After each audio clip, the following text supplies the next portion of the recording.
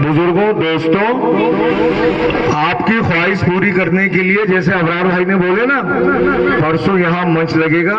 मैं जानता हूँ कि आपकी ख्वाहिश मुझे सुनने की है, लेकिन यकीन जानिए मेरे लिए टाइम मुनासिब नहीं है। आप जानते हो कि मैं कम से कम आधे घंटा, कम से कम तो आधा घंटा मुझे चाहिए, नहीं तो आपको मजा नहीं आएगा। मैं आपसे वादा कर रहा हूँ, मैं वादा कर रहा हूँ कि परसों एक सभा यहाँ फिर रखाऊंगा और जितनी देर आप बोलोगे और जितने मुद्दों पे बोलोगे मैं बात करूंगा। मैं सिर्फ 2 मिनट में अपनी बात खत्म करता हूँ। मेहमान आए हुए हैं, इनको सुनना बहुत जरूरी है। ये पोल खोलेंगे बहुत सारी, आपको बताएंगे इंशाल्लाह, बहुत अच्छी नासिर भाई जो है वो करेंगे। मैं इतना गुजारिश करना चाहूंगा कि बहुत सारे लोग ये बात बोल रहे हैं कि भारतीय जनता पार्टी के खिलाफ नहीं बोल रहे। अबे दलालो, ये अभी अबरार ने एक मिसाल दिया कि एक आदमी है, सुरेंद्र सिंह को बोलता है कि वो हेला है, और आज वही हेला उसके लिए गाय मां बन जाती है, वो उसके साथ आके खड़ा हो जाता है। आप राजनीति को समझो। भारतीय जनता पार्टी के खिलाफ अभी बोलने के लिए हमारे पास क्या है?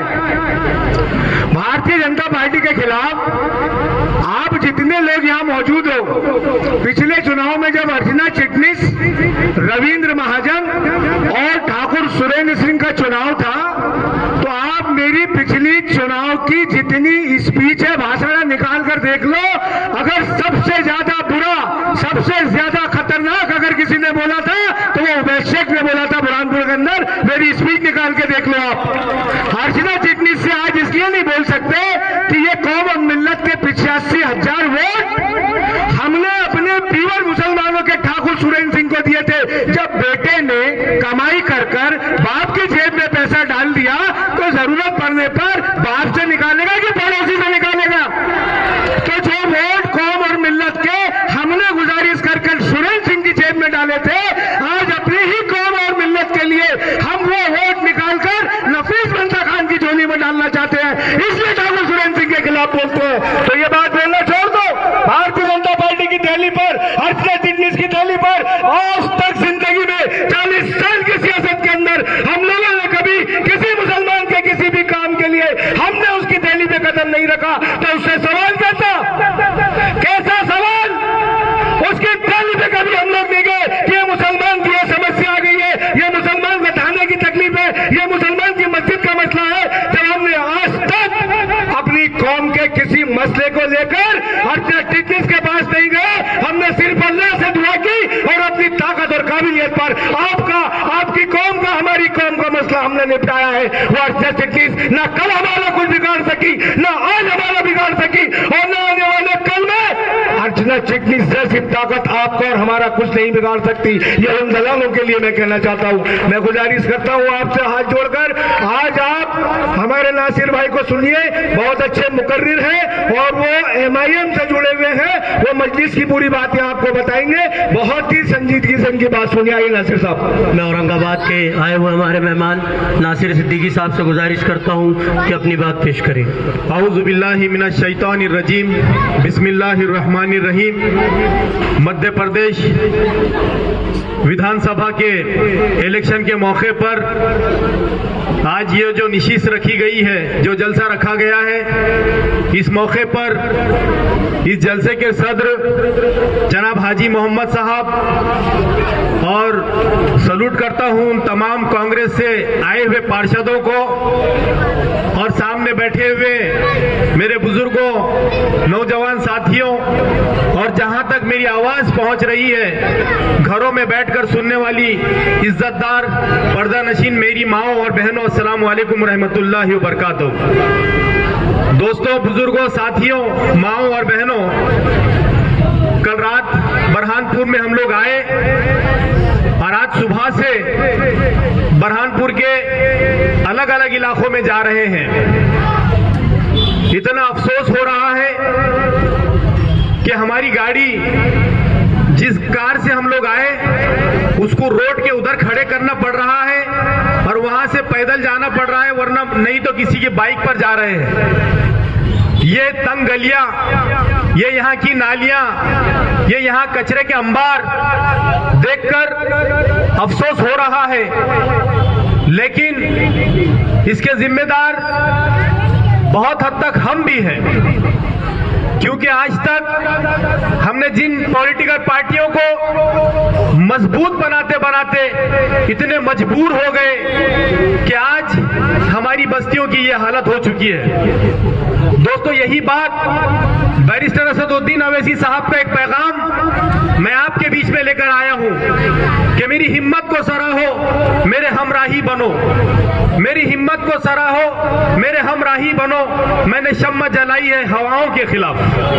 दोस्तों, बुजुर्गों और साथियों, आप तमाम को यही कहना चाहता हूं कि आज से 10 साल पहले जब औरंगाबाद शहर में भी हमारे पास मजलिस इत्तेहादुल मुस्लिमीन की क़ियादत आई, तो मैं यकीन और चैलेंज के साथ आपको कहता हूं कि 10 साल के पहले के हालात और आज मजलिस की ताकत की वजह से औरंगाबाद शहर का डेवलपमेंट आप देख सकते हैं। हम आपसे यही गुजारिश करने आए हैं। कई लोग कहते हैं कि आप इलेक्शन क्यों लड़ते हो, यहां जाते हो, वहां जाते हो, तो उनसे कहना चाहते हैं कि कामयाबी मिले ना मिले ये मुकद्दर की बात है, लेकिन हम कोशिश ना करें ये गलत बात है। तो हम कोशिश करते हैं कि हमारी आवाम को, हमारे लोगों को किस तरह सियासत के जरिए हम फायदा पहुंचाएं। हम देखते हैं कि हमारे जितने मसाइल हैं ये ऐवानों के जरिए हासिल होते हैं, जितने हमारे प्रोग्राम्स होते हैं ये ऐवानों में बैठ के तय होते हैं, लेकिन हम करते क्या है, किसी पॉलिटिकल पार्टी के लीडरों को आगे बढ़ाते हैं और हमारे साथ हुई नाइंसाफियों को हमारे महलों में, हमारे गलियों में, चबूतरों पर और होटलों में बैठकर उसको हम लोग उसके रोने रोते हैं। तो आज मजलिस आपको दावत देती है कि आइए अपनी क़ियादत को मजबूत कीजिए। आज बैरिस्टर असदुद्दीन अवैसी साहब जो मुल्क के कोने कोने में सिर्फ यही चाहते हैं कि बुरहानपुर की आवाम बुरहानपुर की लीडर बने, यहाँ के नौजवान सियासत के अंदर आए और वो यहाँ पर आकर सियासत को मजबूत करे और हमारे लोगों का काम करे। अभी मैं सुन रहा था कि कुछ लोग यहाँ पर खरीद व फरोख्त की बात कर रहे हैं, तो मैं उन तमाम लोगों से और यहाँ के लोगों से कहना चाहूंगा कि वो खरीदने की जब बात करते हैं तो मुझे एक बात समझ में आती है कि अगर कोई चीज खरीदना है, अगर हम बाजार में जाएं तो वहां पर अगर हमें खरीदना है तो आपको जो है तो कुत्ते, बिल्लियां, भालू या चूड़िया हर चीज मिलती है। आपको एक चीज नहीं मिलेगी बाजार में खरीदने के लिए, तो वो शेर के बच्चे होते हैं। तो मैं समझता हूं कि ये शेर के बच्चे कभी कभी बिकेंगे नहीं। ये लोगों ने अपने जहन से निकाल देना कि बुरहानपुर की आवाम को कोई खरीद सकता है। जैसा हमारे शहर सदर ने कहा कि भाई पतंग हमारी है तो है, मांझा किसी का भी चलता है, हमें उसमें कोई हमारे को शक नहीं होना चाहिए, क्योंकि ये हमारा लूटा हुआ माल है, ये हमारा ही चूसा हुआ खून है, जो हमारी बस्तियों के नाम पर इन्होंने अपने काली कमाई के जरिए अपने बंगले भरे हैं, अपने घरों को भरा है। मैं आप तमाम लोगों से, क्योंकि वक्त बहुत कम है, मैं ये तमाम लोगों से यही गुजारिश कर रहा हूं कि हर आदमी नफीस मंशा खान अपने आप को समझे, ये ना समझे कि ये नफीस मंशा खान ये शख्स है। आज इस बात की जरूरत है कि हर आदमी ये समझे कि मेरा भाई, मेरा बेटा इस इलेक्शन में हिस्सा ले रहा है, मैं खुद नफीस मंशा खान हूं। इस इरादे के साथ, इस हौसले के साथ हमको 17 तारीख को जो है तो इतनी वोटिंग करना है कि इंशाअल्लाह ताला, जैसा भाई ने कहा, 90% अगर वोटिंग होती है तो उसी दिन इंशाअल्लाह बुरहानपुर की आवाम जश्न मनाएगी।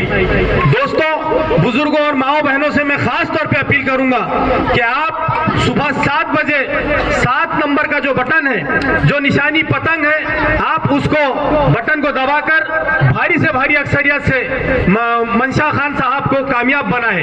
देखिए, आप जैसा कहा गया कि बुरहानपुर के ऊपर, मैं आज हम लोग औरंगाबाद से आए, कम से कम 100 से 200 फोन आए वहां से कि बुरहानपुर की आवाम क्या करने जा रही है। हम आप लोगों के तरफ से उनको यकीन दिला रहे हैं कि इंशाअल्लाह ताला जिस दिन नतीजे आएंगे तो बुरहानपुर की आवाम इंशाअल्लाह बैरिस्टर असदुद्दीन अवैसी साहब हो कि तमाम हिंदुस्तान के मुसलमान हो, उनको मायूस नहीं करेगी और इंशाअल्लाह मजलिस इत्तेहादुल मुस्लिमीन बुरहानपुर से एक बड़ी कामयाबी हासिल करेगी।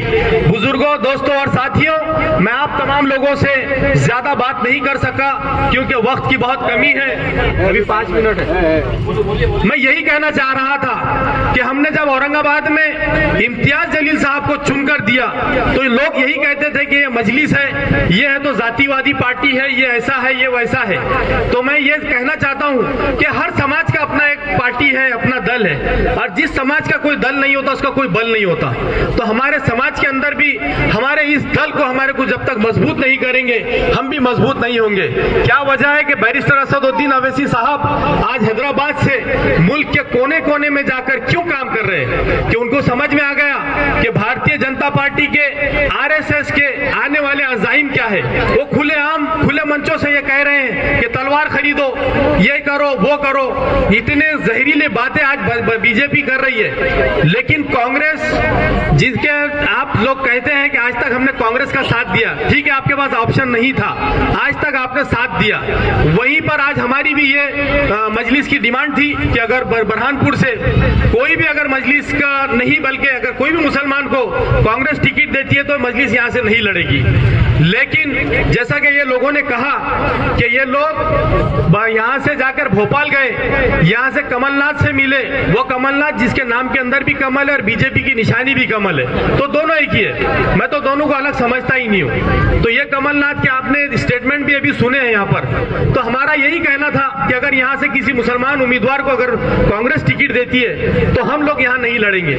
लेकिन सियासी नाइंसाफी हम लोग बर्दाश्त करेंगे कब तक? ये सियासी नाइंसाफियां हम अब बर्दाश्त नहीं कर सकते, क्योंकि मैं एक शेर के साथ अपनी बात को खत्म करूंगा कि मक्तल से बहरे हाल गुजरना होगा, बच गए हम तो किसी और को मरना होगा, लेकिन आने वाली नस्लों को तबाही से बचाने के लिए जो कुछ भी करना होगा इसी नस्लों को करना होगा।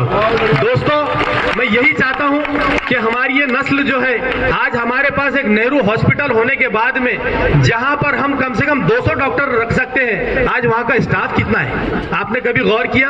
आपके सेहत के बारे में तो इनको कोई परवाह नहीं है। आप बताइए यहाँ पर कि कौन से सीबीएसई पैटर्न के, आईसीएसई पैटर्न के कितने स्कूल है, वहां पर हमारी ये कौम के बच्चे क्या तालीम हासिल कर रहे हैं? यानी आपकी पढ़ाई के बारे में भी नहीं है। रोजगार में देखिए आप 23 और 24 का जो रेशो है वो कहां पहुंच गया। आप 20 के ऊपर भी काम कर रहे हैं तो आपको नुकसान ही हो रहा है। बिजली के आपको दर जो है तो आप बोल रहे कि फिक्स करो, तो वो करने के लिए तैयार नहीं है। तो ये बोलना है कि यहाँ की अवाम को अगर तरक्की, ये मेहनती लोग हैं, इनको मेहनत का अपना हर्जाना नहीं मिलेगा तो हम लोग कहीं ना कहीं जिम्मेदार होंगे। तो आने वाली 17 तारीख को मैं तमाम लोगों से यही गुजारिश करता हूं कि ज्यादा से ज्यादा वोट मजलिस इत्तेहादुल मुस्लिमीन के उम्मीदवार नफीस मंशा खान, जिनकी निशानी पतंग है, 7 नंबर का बटन है, उसको आप दबाएं, उसके ऊपर वोट करें और ज्यादा से ज्यादा तादाद में वोट करें। शुक्रिया, खुदा हाफिज।